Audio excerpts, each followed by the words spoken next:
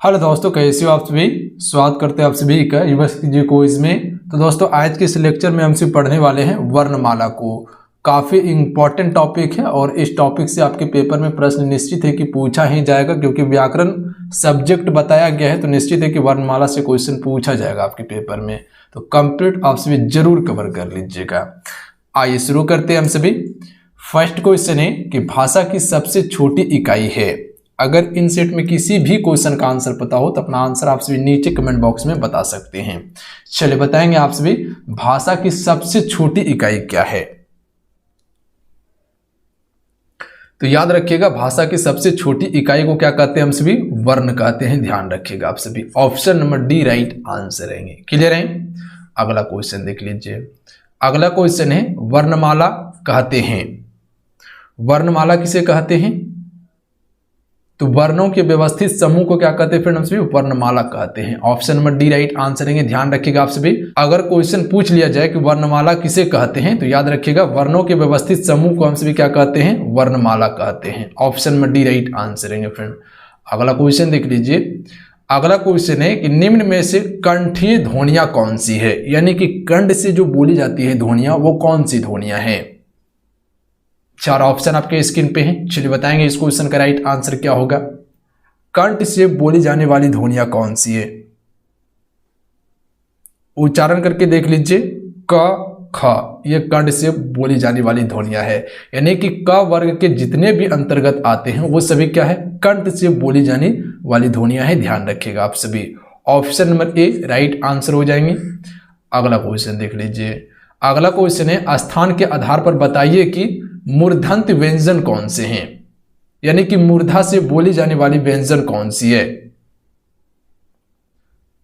ड और ढ ये क्या है, मूर्धन्य व्यंजन है। ध्यान रखिएगा, यानी कि ट वर्ग के अंतर्गत जितने भी व्यंजन है वो सभी क्या है, मूर्धा से बोली जाने वाली व्यंजन है। ध्यान रखिएगा, option number C right answer रहेंगे। क्लियर है। अगला क्वेश्चन देख लीजिए। अगला क्वेश्चन है कि निम्न में से अल्पप्राण वर्ण कौन सा है, इनमें से कौन सा अल्पप्राण वर्ण है। चलिए बताएंगे इस क्वेश्चन का राइट आंसर क्या आएगा। अल्पप्राण वर्ण इनमें से कौन सा है फ्रेंड। देखिए, एक होता है अल्पप्राण वर्ण, ठीक है, एक क्या होता है अल्पप्राण और एक होता है महाप्राण।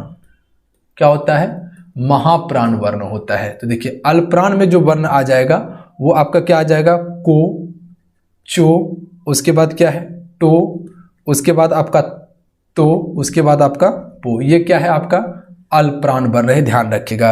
और इसके अलावा जो है आपका खो अल्पप्राण वर्ण आएगा, उसके बाद जो है कि छ भी आपका अल्पप्राण में ही आएगा, उसके बाद ड भी आपका अल्पप्राण में ही आएगा, और था और आपका फ ये क्या है, अल्पप्राण वर्ण है। ध्यान रखिएगा आप सभी। और इसके अलावा जो अल्पप्राण में आ जाएंगे ग, उसके बाद जो है कि फिर आपका जा, उसके बाद आपका आ जाएंगे ड, उसके बाद आ जाएंगे द, उसके बाद ब आ जाएंगे। तो ये सभी क्या है, आपका अल्पप्राण वर्ण है। ध्यान रखिएगा आप सभी। तो इसमें क और ग क्या है, अल्पप्राण वर्ण है। ध्यान रखिएगा आप सभी। और जितने भी बच गए वो क्या है, आपका महाप्राण वर्ण है। ध्यान रखिएगा, यानी कि इतना वर्ण को छोड़ के जो भी बच गए वो आपका महाप्राण वर्ण होंगे।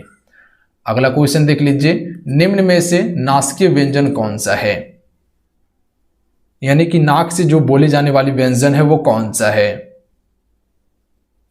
तो याद रखिएगा आप सभी, यहाँ क्या है, नासिकीय व्यंजन है, यानी कि नाक से बोली जाने वाली व्यंजन है। देखिए को के जो लास्ट में आता है क ख ग घ अंघा, अंघा क्या है, ये आपका नासिकीय व्यंजन है। उसके बाद यहाँ क्या है, आपका नासिकीय व्यंजन है। उसके बाद न क्या है, आपका नासिकीय व्यंजन है। उसके बाद मूर्धन्य न क्या है, आपका ये भी नासिकीय व्यंजन है। और म क्या है, ये भी आपका नासिकीय व्यंजन है। तो ध्यान रखिएगा आप सभी, ये सभी क्या है, आपका नासिकीय व्यंजन है। तो ऑप्शन नंबर बी इसका राइट आंसर रहेंगे।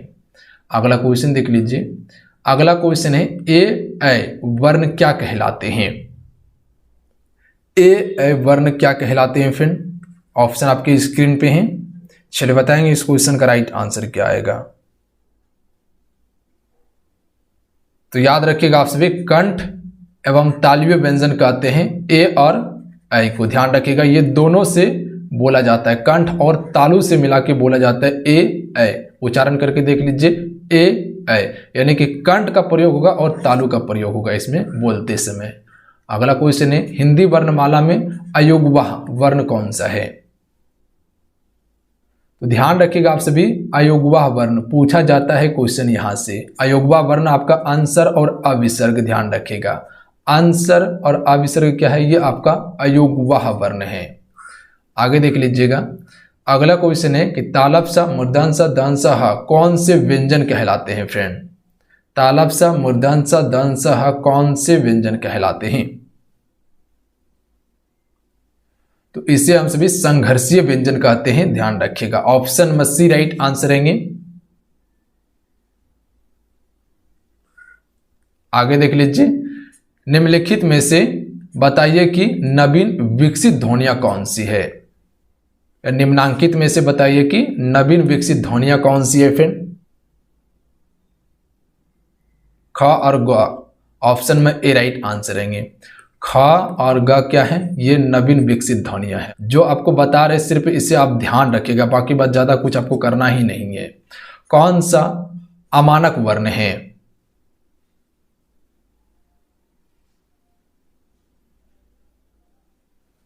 म, ये क्या है, एक अमानक वर्ण है, ध्यान रखिएगा आप सभी। अगला क्वेश्चन देख लीजिए, क, ग, ज, फ ध्वनियां किसकी है। फ में देखिए नीचे तल बिंदु लगा हुआ है, तो इस पे ध्यान रखिएगा आप सभी। क, ग, ज, फ ध्वनियां किसकी है। सभी में तल बिंदु लगा हुआ है, यहां पर भी तल बिंदु है, यहां पर भी तल बिंदु है, यहां पर भी तल बिंदु है। तो ये दिखेगा अरबी फारसी की ध्वनियां है, ध्यान रखिएगा आप सभी। अगला क्वेश्चन है कि हिंदी में मूलतः वर्णों की संख्या कितनी है फ्रेंड। तो याद रखिएगा, हिंदी में मूलतः वर्णों की संख्या जो है फ्रेंड वो कितनी है, 52 है। देखिए, अगर उच्चारण के स्थान पे बात किया जाए तो 45 वर्ण है उच्चारण के स्थान पे, और लेखन के आधार पर बात किया जाए तो 52 है। तो ध्यान रखिएगा, ज्यादातर चांस होता है कि यही आपसे पूछा जाएगा, 52 है कि हिंदी में मूलतः वर्णों की संख्या कितनी है, तो 52 है, ध्यान रखिएगा। अगर यही क्वेश्चन पूछ लिया जाए कि उच्चारण के स्थान पर स्वर की संख्या कितनी है, तो ध्यान रखिएगा 10 है स्वर की संख्या और 45 व्यंजन की संख्या उच्चारण के स्थान पर। अगर वही लेखन के आधार पर पूछा जाए कि स्वर की संख्या कितनी है, तो ध्यान रखिएगा 13 है। कभी कभी 11 भी रहता है, तो गौर कीजिएगा, जहां पे अनुस्वर और अविसर्ग को छोड़ दिया जाता है। तो कभी कभी ऑप्शन में ये भी दिया रहता है, गौर कीजिएगा आप सभी। क्लियर है, 13 स्वर। और वहीं पर लेखन के आधार पर अगर व्यंजन की बात किया जाए तो व्यंजन कितनी है, लेखन के आधार पर कुल 35 व्यंजन और 4 संयुक्त व्यंजन हैं। ध्यान रखिएगा, 4 क्या है, संयुक्त व्यंजन है। 35 व्यंजन है, 4 संयुक्त व्यंजन है, टोटल 39 हो जाएंगे। और उच्चारण के स्थान पर व्यंजनों की संख्या 35 होगा। तो ये चीज क्लियर है। अगला क्वेश्चन है, अक्षा ध्वनियां किसके अंतर्गत आती है फ्रेंड।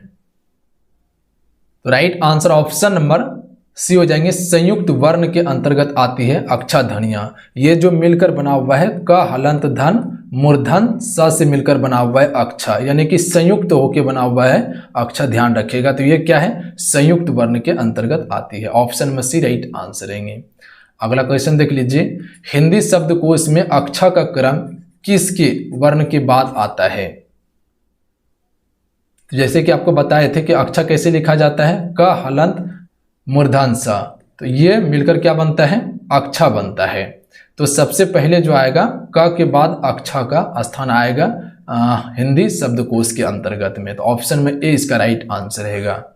अगला क्वेश्चन देख लीजिएगा, ज्ञा वर्ण किसके वर्णों से संयोग से बना है। तो ज्ञा जो बना हुआ है ज हलंत यहां से मिलकर ज्ञा बना हुआ है, ध्यान रखिएगा। तो ये चीज पे गौर कीजिएगा, ज हलंत यहां से मिलकर बना है ज्ञा। तो ऑप्शन में बी इसका राइट आंसर है। अगला क्वेश्चन देख लीजिए, अघोष वर्ण कौन सा है। चलिए बताएंगे आप सभी, इनमें से अघोष वर्ण क्या है। एक अघोष होता है, एक सघोष वर्ण होता है। तो याद रखिएगा आप सभी, स जो है फ्रेंड ये क्या है, ये एक अघोष वर्ण है, ध्यान रखिएगा। जबकि ये सभी क्या है, सघोष वर्ण है, ध्यान रखिएगा आप सभी। जितने भी हैं ये सघोष वर्ण है और ये क्या है आपका अघोष है। तो ऑप्शन नंबर डी इसका राइट आंसर रहेंगे। अगला क्वेश्चन देख लीजिए, घ का उच्चारण स्थान कौन सा है। तो घ किस में आता है, क वर्ग के अंतर्गत आता है। तो आपको क्या बताए थे, क वर्ग जो बोला जाता है वो कर्ण से बोला जाता है। तो इसका ऑप्शन नंबर क्या हो जाएंगे, बी राइट आंसर रहेगा इसका। क्लियर है। अगला क्वेश्चन देख लीजिए। अगला क्वेश्चन है, इनमें से संयुक्त व्यंजन कौन सा है फ्रेंड। संयुक्त यानी मिलके जो बना हुआ है व्यंजन, इनमें से कौन सा है, ज्ञ। ऑप्शन में बी राइट आंसर रहेंगे। ज्ञ क्या है, ये आपका संयुक्त व्यंजन है। किससे मिलकर बना है, ज हलंत प्लस यहां से मिलकर क्या बना है आपका, ज्ञ बना है। तो ऑप्शन में बी राइट आंसर रहेंगे। अगला क्वेश्चन देख लीजिए।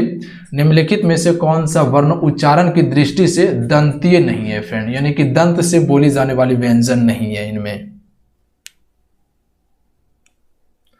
तो याद रखिएगा आप सभी, ट दंत से बोली जाने वाली व्यंजन नहीं है, ये मूर्धा से बोली जाने वाली व्यंजन है।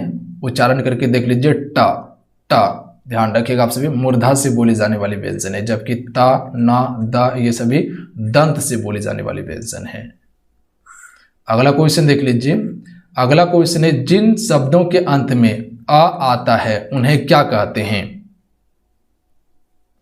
आकारात कहते हैं। ध्यान रखिएगा, ऑप्शन में डी राइट आंसर रहेंगे। क्या कहते हैं, आकारात कहते हैं। आगे देख लेते हैं, अक्षर वर्ण किसके योग से बना है।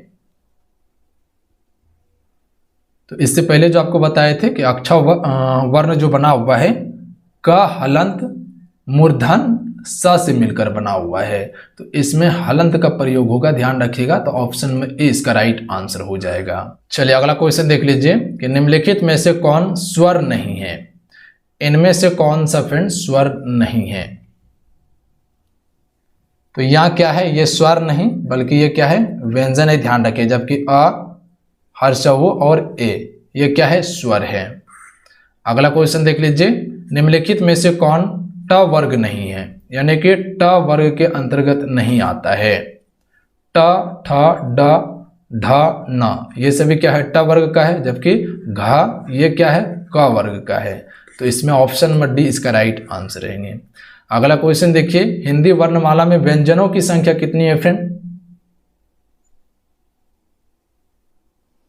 तो देखिए, हिंदी वर्णमाला में व्यंजनों की संख्या जो है फ्रेंड वो कितनी है, 35 से। ध्यान रखिएगा आप सभी, और 4 संयुक्त व्यंजन है। और ऑप्शन में जो लिया हुआ है 35 कहीं पर नहीं दिया हुआ है, तो इसका ऑप्शन में सी राइट आंसर रहेंगे, 33 व्यंजन। क्योंकि 2 जो कि व्यंजन यहाँ पे छोड़ दिया गया है, कौन सा, द्विगु व्यंजन।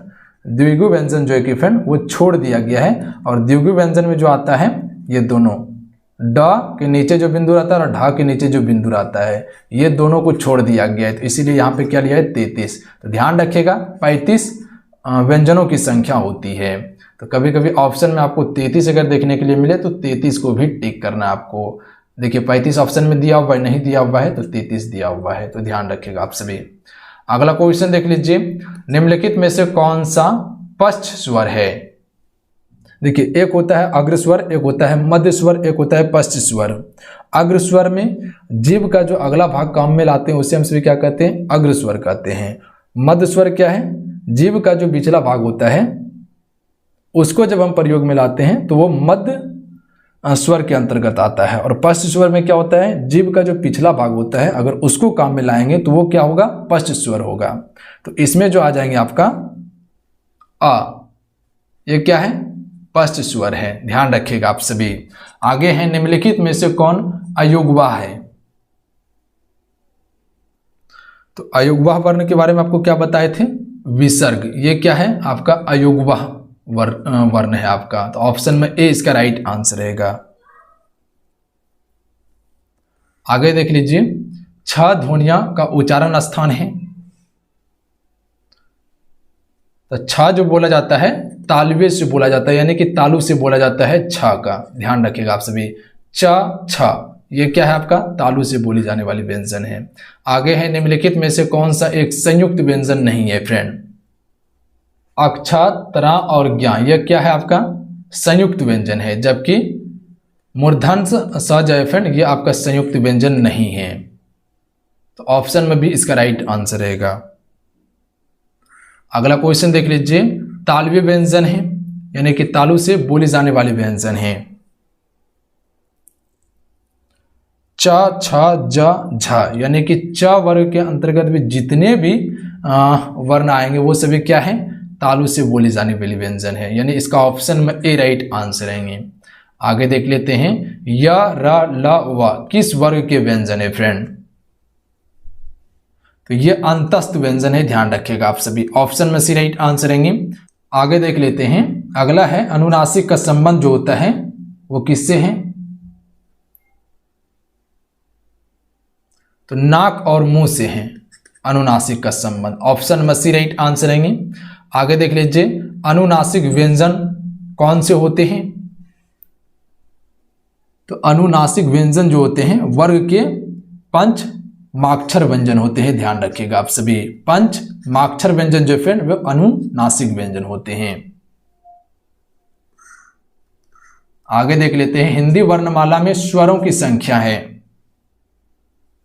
तो इसका right answer option number C हो जाएंगे, 11 है, ध्यान रखिएगा आप सभी। ऐसे तो 10 का उच्चारण होता है पर इसमें री का भी प्रयोग किया गया है, तो ये 11 हो जाएंगे, जो कि भारत सरकार इसको मान्यता दिया है कुल 11 स्वर को। और इसमें अनुस्वर और अविसर को जोड़ दिया जाए तो ये कितना हो जाएंगे?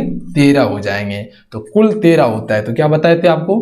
13 या तो 11 या तो 10 ऑप्शन में देखने के लिए मिलेगा। तो देख लीजिए, यहाँ पे 13 नहीं 10 दिया हुआ है, तो 11 दिया हुआ है, तो 11 पे हम सभी क्या करेंगे? टिक करेंगे। आगे है कंठयोष्टीय ध्वनि का उदाहरण है। तो राइट आंसर ऑप्शन में ए हो जाएंगे और जो है फ्रेंड इसका जो उच्चारण करते हैं कंठ और ओठ से मिलाकर बोलते हैं हम सभी। उच्चारण करके देख लीजिए और। आगे है भाषा निर्माण की इकाइयों का सही अनुक्रम है। तो भाषा निर्माण की इकाइयों का सही अनुक्रम जो है ध्वनि, शब्द, पद, वाक्य। ध्वनि, शब्द, पद, वाक्य। Option number D right answer रहेंगे। पहले ध्वनि बोली जाएगी, उसके बाद उससे शब्द बनेगा, तब पद बनेगा, तब क्या बनेगा? वाक्य बनेगा। तो सबसे पहले जो उच्चारण करेंगे वो ध्वनि का, ध्वनि बाहर निकालेंगे, उससे क्या होगा? शब्द बनेगा, यानी कि शब्द बोलेंगे। उसके बाद इसका पद बनेगा, तब वाक्य बनेगा पूरा। अगला है पर्यटन के आधार पर ल किस प्रकार की ध्वनियां हैं? तो याद रखिएगा आपसे भी पशु वर्ग ध्वनियां हैं पर्यटन के आधार पर ला। ऑप्शन में ए राइट आंसर रहेंगे। तो चलिए आज कितना है? इस प्रकार से हम सभी वर्णमाला को कंप्लीट कवर कर चुके हैं। जो भी इससे संबंधित इंपॉर्टेंट क्वेश्चन बन सकते थे वो सारा क्वेश्चन आपको कवर करवा दिया गया है। अगर यहां से क्वेश्चन आपका पूछा जाए तो आपका एक भी प्रश्न मिस नहीं होगा। फ्रेंड ध्यान रखिएगा आप सभी। तो मिलते हैं। जय हिंद, वंदे मातरम। ध्यान रखिएगा, पढ़ाई करते रहिएगा।